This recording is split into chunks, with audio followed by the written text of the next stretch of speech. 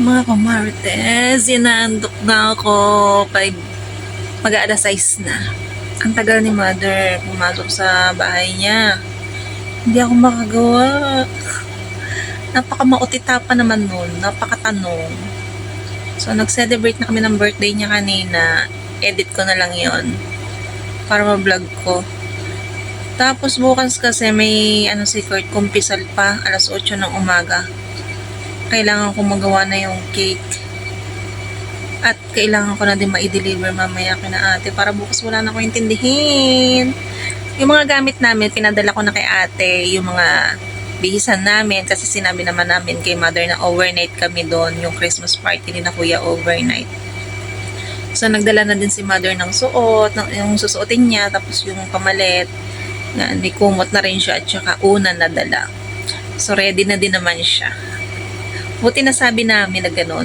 Kasi kung hindi, wala siyang dadalhin. So kasi para hindi na kami magsiuwi dito. Tapos yung mga bihisan namin, pinadala na din namin kina ate kasi malapit naman sila ate dun sa resort. So mga kumartes, bukas na! So mamaya mag-vlog ako kung paano ko gawin yung cake. Sana sipagin ako. Gusto ko kasi dire-diretso. Pag kasi nagbibideo ko, feeling ko ang tagal-tagal. So mamaya, tingnan natin kung makakapag-vlog ako. Ang tagal kasi ni mother pumasok sa loob. Ano yan? Wala na, sabi mo, di mo natitikmo. Busog na ako. Parang di siya matamis. Tikim lang. Titikim lang ako. Ito, may kagat ko na. Ay, gawa nang naubos ko yung cake. Moist naman. Ano? Tama lang ang tamis sa akin na. Sarap. Sa bagong taon, ganyan din lang ang sukal. Sarap. Favorite talaga ni mother ang banana bread. Sarap. Olive oil yung nilagay namin doon imbis na yung langis na nabibili natin sa grocery. Masarap. Moist din siya. So, ang tagal. Kita nyo ba? Pasok ng pasok dito sa bahay. Paano ako makakapag-umpisa?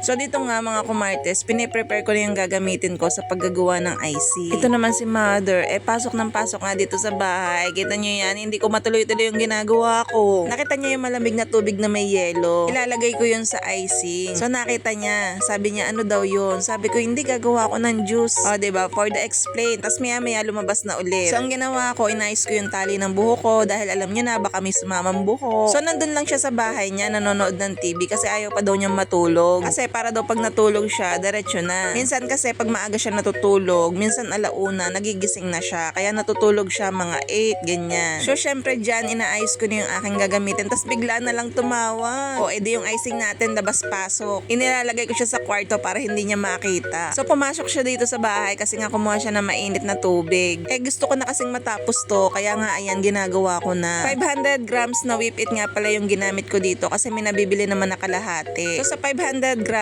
tatlong 1/3 cup na tubig na malamig yung inilagay ko dito. So first time kong gumamit ng whip it at madali lang pala siyang gamitin. Naglagay nga lang din ako dito ng food color na kulay yellow. So dahil white at saka yellow yung team natin. So iisang shop lang yung pinag-orderan ko nito para nga iisang shipping na. Tapos maya si Darwin kumatok sa pintuan. Malamang alangan sa bubong, charot. Pasok daw si mother kasi kukuha na mainit na tubig kaya ayan pandalas akong lagay sa kwarto. Si Kurt naman kinuha yung cellphone ko na nasa tripod at syempre makikita. So yung mga iba hinugasan ko na yung mga pinagamitan ko para hindi niya makita. Diyan nga nahulog pa ni Kurt yung tripod at ayun nasira pero buti na ikabit ko din. Dahil kinakabahan na nga ako pagpapasok si mother, sabi ko kay Kurt ilak na lang yung pinto. Yun nga lang kada kakatok akala ko lagi si mother, yung pala si Darwin or yung asawa ko. So pero nagsara naman na nun si mother kaya sabi ko tutulog na yun, hindi na yun pupunta dito. O diba napakahirap talaga ng ating sitwasyon lalo na kapag alam nating surprise nga ito hindi pwedeng makita. So dito gumamit ako ng 1M at saka 2D na tip. So yung mga tip na yan matagal ko na siyang binili. Dati rin kasi ako na-addict sa pagbibake. Yun nga lang nakakasawa pala. Kaya ayun minsan na lang ako mag-bake ng cake kapag may ganitong special na okasyon na lang. So itong cake na to kahapon ko to ginawa para at least ma-chill natin sa rep para bago natin gamitin malamig na siya. Dalawang 6x3 na cake nga yung gagamitin natin dito. Banana bread nga yung ating pinaka-base ng cake. Dahil si mother hindi yan nakain ng mga choco moist cake at saka yung mga chiffon cake, pibihira. Dito nga gumamit ako ng dowel para nga itong ating cake ay hindi dumulas. Dahil kung hindi nyo gagamitin ng ganyan, pagka ibinayahin natin mamaya baka dumulas at masira lang yung ating cake. Kapag ka matataas yung cake natin, gagamitan talaga ng dowel. Ayun nga ginamit ko pa dati. Ayun ay natira pa kaya hindi na ako bumili. So ang struggle ko talaga kapag ka nagbe-bake ako or nagdi-design ng cake ay yung pagpapakinis. Malaking tulong din sa akin yung scraper na nabili ko, yung kulay pink. Kahit hindi siya ganun kakinis, at least kahit papano hindi halata. So sa pagpapakinis, hindi naman ako ganun nagtagal. Ayan, nilagyan na natin ng decor. Yung mga pan-decor ko nga pala, in-order ko lang din online. So sa mga pan-decor pa lang mga kumartes, talaga namang mahal na. Kaya pagkatapos ng birthday ni mother, tatanggalin ko ulit yan. Syempre, hindi natin itatapon yan. Huhugasan lang natin yung mga nadikitan ng icing, tas pwede na ulit natin gamitin. So kung magbebenta ka ng cake, syempre kasama na yan sa bayad. Pero dahil hindi naman ako nagbebenta ng cake, syempre itatago ko yan. Para sa susunod pa na okasyon, magamit natin. Order lang din ako dyan ng pearl na Dragis. Para yung ating medyo plain na cake magkaroon ng design. Ganyan kasi yung mga usong cake ngayon. Yung simple lang pero tingnan nyo naman, napaka-eleganteng tingnan kahit kakaunti lang yung ating mga design. O diba mga kumartes, dyan nga nakalimutan ko pang maglagay ng kandila. Buti na lang pinaalala sa akin ng pamangkin ko. Grabe no, I'm proud to myself. Charis. Tawid din natin. Ay, nako mga kamartes. Ayan, natapos ko din yung cake. Stress ang inaabot namin dito kanina.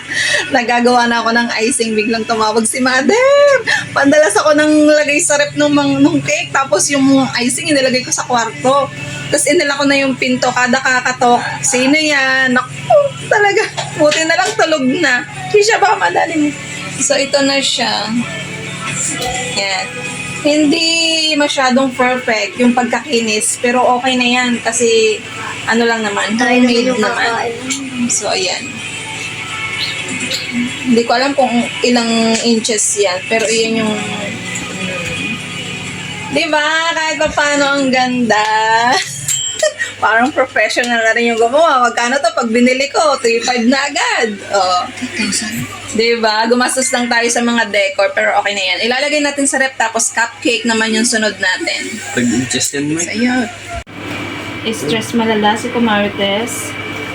So, ang binili ko ng tawag dito, box, acrylic na, para kitang-kita yung design. Tapos, kahit hindi na siya tanggalin sa mismong box, okay lang. Ay, nako. Kada may kakatok na yan, kaka-stress. So, sa cake pa lang, inabot na tayo ng siyam-siyam. So, ito naman, tutupiin lang natin ganyan. So, diba, para na siyang binili ng, mamahalin. Hindi lang siya perfect na makinis, kasi hindi ako maalam magkinis talaga ng sobrang kinis. Okay lang naman yun kasi pansarili lang naman yan. Hindi naman yung pambenta. So, kung pambenta, kailangan talaga makinis yan.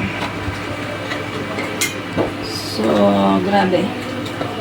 Sunod naman natin ng icing. Icing. Cupcake pala. So, ayan. Kunan natin ng ribbon.